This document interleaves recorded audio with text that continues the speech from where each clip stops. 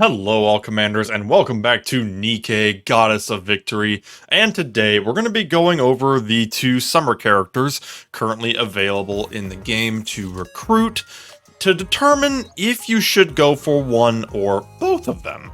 So, we have Summer Annise here, and we have Summer Helm. Both of these characters were first released in 2023 during the summer event, and now they have returned. These are both limited characters, so if you don't get them now, then you're probably going to have to wait an entire gosh dang year to take another crack at it. So, let's first of all look at Annise. Both of these characters are good, but there is one that will definitely need to take priority, and we'll talk about which one that is very, very soon. So first of all, with her skill 1, and she's clocking in as an electric support unit here.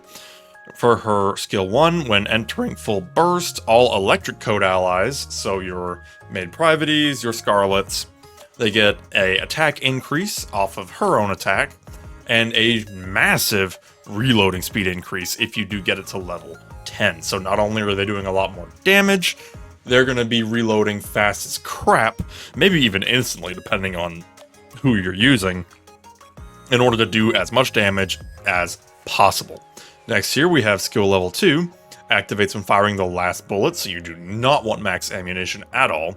Affects 2 enemy units with the highest attack, deals 300 % of final attack as damage, and then she gets damage to interruption parts, increasing by 7%. I mean, this part is meh, whatever, but the attack bonus is pretty tasty.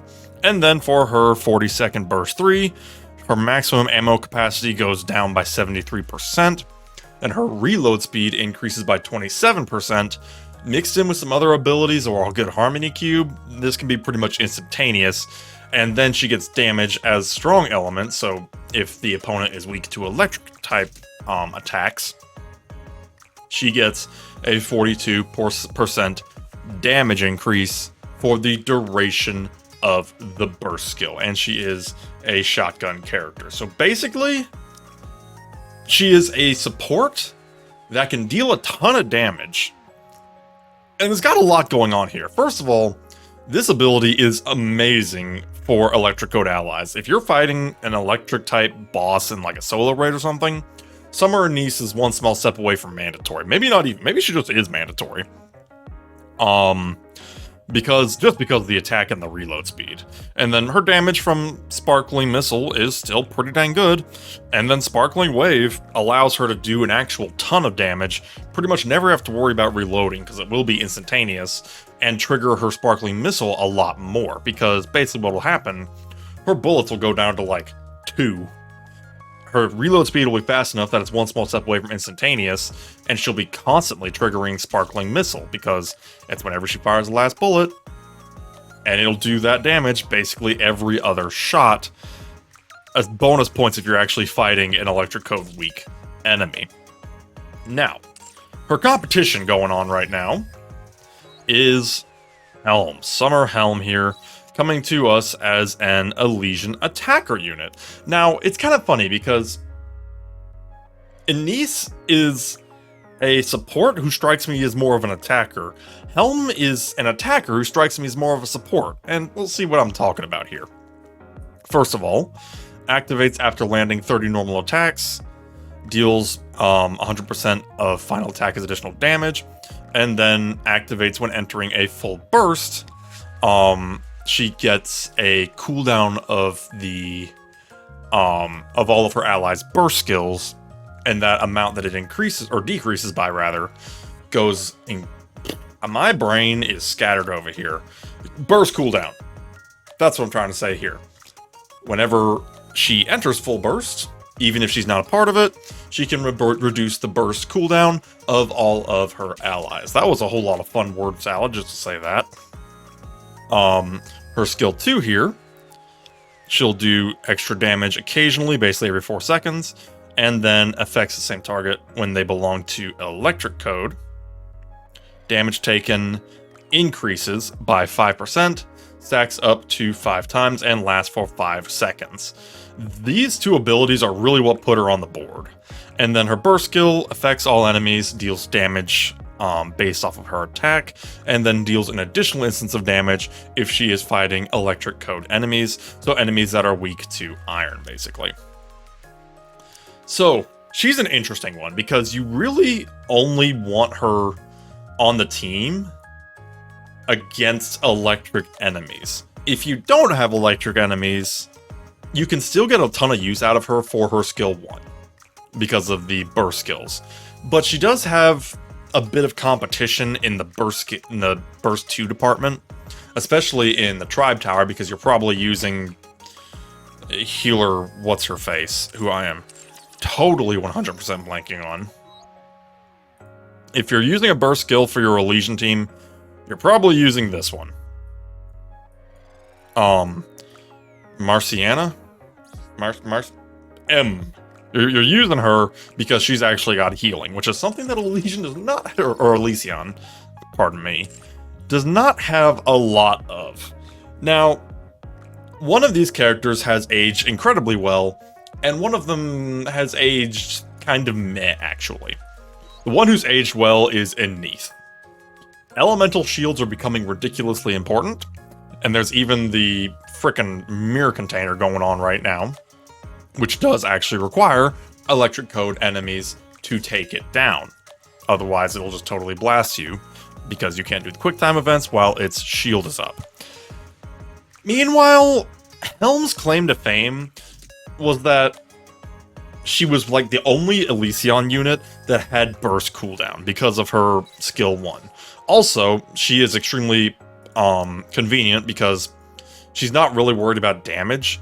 Her burst cooldown is maxed out even at level 1, so the only thing you really need to do is level up her skill 2 for the damage increase, but that only works if you're fighting enemies weak to iron. But basically electric code enemies. The good news is, you only need 1 copy of Helm for her to work. Like, period. You only need, don't be deceived by the fact that she's labeled as an attacker. You only need 1, because what you want is the burst cooldown and the damage taken buff. The problem with that is that she no longer holds the title of only Elysian cooldown burst reduction, because Killer D is a thing.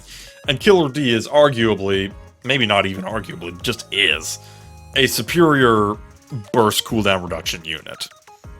Bonus points for the fact that Killer D is in the main pool, whereas Helm will be leaving us probably for another year. So Helm is good, but has aged a little poorly, and it doesn't help that she is a part of the worst faction in the game, period. But if you can sneak out 1 copy like I did, then hey. Meanwhile, Annise over here, she gets a lot of muscle in solo raids especially. You pair her with OG Scarlet, you pair her with Maid Privity, or any other electric code unit, and she will just automatically increase their damage by an actual ton. And it's kind of funny, because again, she's the flip side. She's a support character who can do an actual ton of damage, like to an unholy degree. The only difference is, unlike Helm, who is turbo budget friendly, Annise here, you want to get her as powered up as humanly possible. You want to get everything up to level 10, you want to give her the best stuff, and most importantly, you want to avoid any max ammo rolls on her overload gear, because that will totally throw off her entire kit. But basically, if you have to choose one, if you absolutely positively have to choose one, choose Annise. Because without her, your electric code team is going to be permanently gimped. If you can get them both, then great. But especially with Annise, it's not the worst idea in the world to get her max level broken, so basically 4 copies, in order to get the Bond Story stat boost, kind of like what I've been working on. Because again, if you don't have her, your electric team is just going to be losing damage, period. Especially Scarlet. You want her with Scarlet, for sure. Because the more reload speed Scarlet can get, the more she can be pumping out her fantastic damage. You picking up what I'm putting down here? Annise is all about doing damage and helping her electric code units also do damage. Bonus points for the fact that she is one small step away from mandatory for the current solo raid. Mirror Container here is a son of a gun who is weak to electric and has a metric ton of shields that only electric code Nikkes can get through. She definitely helped me out. Without her, I would not have been able to do anything. And even then, I am suffering in this particular one. I am not posting good scores at all. I don't even have a single one over 1,000,000, which just makes me sad. And yet, I'm still currently under 1%. Will I stay under 3% until the end here? I have my doubts, but a boy can dream. So yeah, with that said, if you have to pick one, the winner of the two is Summer Annise by a pretty long shot. But, hey, if FOMO's really getting you, you can try and pick them both up and go from there. They're both great units, just one is better to a noteworthy degree. But that is all we have for today. Let me know down in the comments below if you got all the lovely swimsuit ladies, and we shall see you next time. Have a good one.